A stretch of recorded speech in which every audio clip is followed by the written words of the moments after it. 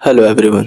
नोएडा एक ऐसा शहर है जो तरक्की और डेवलपमेंट की ओर बढ़ रहा है, लेकिन इस शहर के सेक्टर 15 में एक ऐसी घटना घटती है जो इस शहर को हिला कर रख देती है।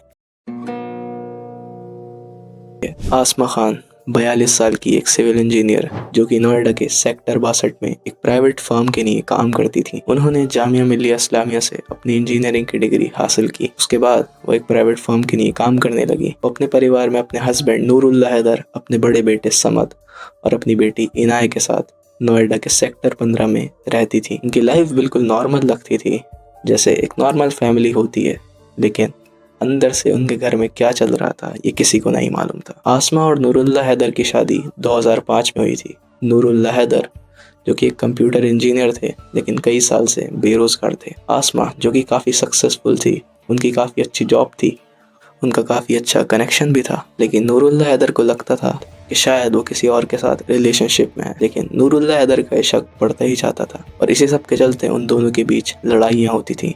और ये लड़ाइयाँ इतनी भयानक हो जाती थीं कि इन लड़ाइयों से उनके बच्चे भी तंग आ गए थे। लेकिन 4 अप्रैल को दोपहर के 1 बजे जब आसमा सो रही होती है तो नूरुल्लाह हैदर एक हथौड़े से आसमा के सिर पे वार करता है, जिससे वो इंस्टेंटली कोमा में चली जाती हैं और मल्टीपल टाइम वार करने की वजह से उनकी डेथ हो जाती है। आसमा की मौत के समय उनके बच्चे भी घर में ही थे। आसमा का खून करने के बाद नूरुल्लाह हैदर नोएडा के सेक्टर 20 के एक पुलिस स्टेशन में जाके खुद को सरेंडर कर देता है। ये सब हो जाने के बाद उनके बच्चे जब अपनी माँ की डेड बॉडी देखते हैं तो वो लोग ट्रॉमा में चले जाते हैं। इस घटना से उनका पूरा परिवार इफेक्ट होता है। नूरुल्लाह हैदर को तुरंत हिरासत में लिया जाता है और उनके ऊपर आईपीसी की धारा 302 के तहत मुकदमा चलाया जाता है। उसके बाद नूरुल्लाह हैदर से इंटेरोगेशन की जाती है।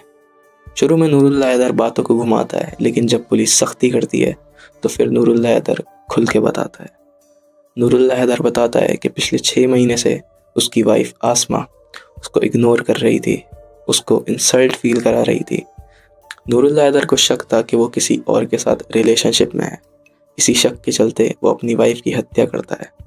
नूरुल्लाह हैदर बताता है कि जब वो अपनी बीवी से फ़ोन मांगता था तो वो अपने व्हाट्सएप में लॉक लगा कर देती थी, जिससे उसका शक यकीन में बदल जाता है और इसी सब के चलते नूरुल्लाह हैदर अपनी वाइफ को मार देता है।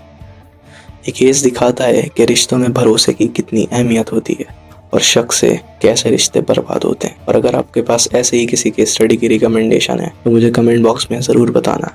मैं आपसे मिलता हूँ ऐसी किसी वीडियो में। I will guess you next time.